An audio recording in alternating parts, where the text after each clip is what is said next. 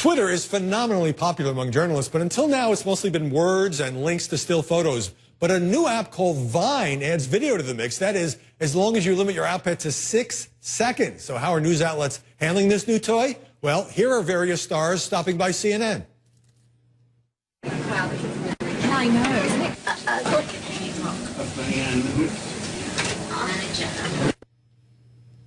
Here's the New York Times covering Fashion Week.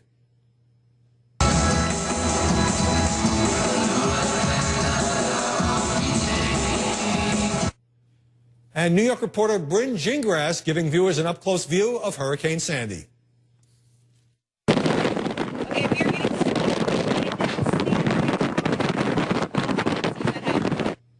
Looks windy. I spoke to two journalists earlier to examine the potential of Vine.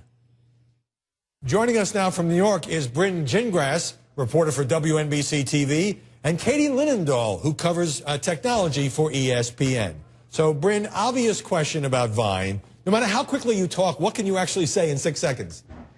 Well, you can say a lot. I mean, obviously, our viewers at NBC in New York really want news right now. They want it instantaneously, and that's the service we're trying to provide for them. So when I go out on a story, I want to get that information out there as fast as possible. So I can tweet it, of course, in 140 characters. You add a picture to that. A picture speaks 1,000 words, but imagine the volumes it speaks with 6 seconds of video. And I have actually a good example for you, Howie. I was really privileged last year to actually be recognized by Twitter as having a top tweet of 2012. And I took a snapshot of that roller coaster in Seaside Heights. I'm sure you're very aware of that image. But imagine if I was using Vine last year and I was able to capture the roller coaster with the waves crashing against it and the dock I was standing on that was just destroyed and the other rides that were really damaged by that storm. So really, it is a great service to our viewers. Isn't this 6-second app really pushing the media further down the road towards superficiality? I don't think so. You know, I think seeing a number of different brands use it in very unique and creative ways. We're all about self-promotion. This is just another tool to add to your bag. And when we talk about brands from Urban Outfitters to Play-Doh to events like New York Auto Show and now even Hollywood on board. Just the other day, we saw the movie The Wolverine. The director James Mangold actually for the first time before the trailer was even out, put out a 6-second looping Vine of the film. I think it's really powerful creative tool. But on that point, Katie, is it promotion or is it journalism?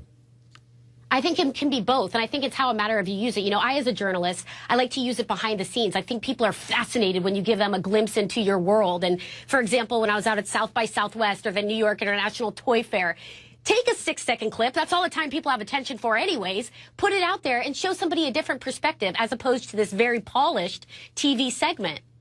Bryn, do you agree with that, that in this era of shrinking sound bites and shrinking attention spans, that 6 seconds matches the audience, what the audience wants, and 10 or 15 seconds would just be way too long? Yeah, I mean, 6 seconds, I think, is the perfect amount of video. I mean, that's what our viewers want. Time's up for that answer. 6 seconds. Keep going. Yeah, no, I mean, it's a terrific way to get the information out there as fast as possible. I mean, you want to know exactly what's going on at that moment. You want breaking news, and you want it in the palm of your hand, and that's exactly what Vine is allowing us to do. And I think 6 seconds is all you need. And you can be creative with it. I had a colleague who did a time lapse of a snowstorm. He took 6 seconds of video over a course of time of the snow building up, and it was so creative and an interesting way to tell the story. I started using the program Tout, which gives you 15 seconds. At least you can get a sentence and a half out. But, Katie, why does Twitter want to have video on the site 6 seconds long? Who is this aimed at from Twitter's point of view? Well, I think it makes a lot of sense. You know, I did ask Twitter about the time limit, and they said in the early stages of creating Vine, they experimented for both a 4 to a 10-second time limit, and 6 seconds kind of read just perfectly for them. But I think the differentiator here in terms of pushing video content on Twitter, which we don't need me to tell you, it's a powerful platform. It's embedded seamlessly, and it's very clean. So, you know, with a tweet, you send a video, and it's easy to look at, quick to watch. It makes a lot of sense to have this under their tool belt. Is it also easy, Bryn, to do when you're out in the field and you just whip out your phone and you can shoot and post in a pretty short period of time?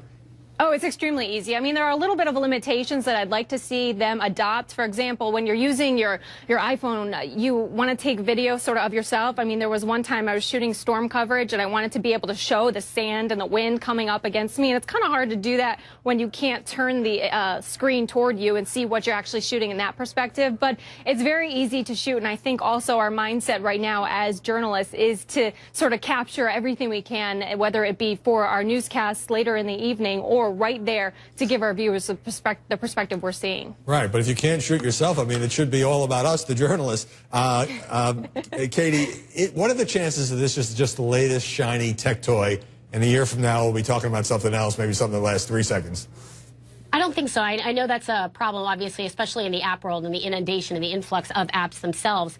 But I think that Vine is just going to get better. And, you know, we still have yet to see it over on the Android side. I still think it's a little buggy. I still think there's a lot of capability that can be added and make it a more powerful tool. And I mean, just the first week alone, when it was released, skyrocketed. I don't think it's going away anytime soon. And even just for my friends that aren't journalists, they love it. So I think that's too speaks volumes. I think it's just going to get better. That's the important thing. It passed the friends test. All right, Katie Linendoll and Bryn Gingras, thanks very much for joining us. Thank you. Thank you.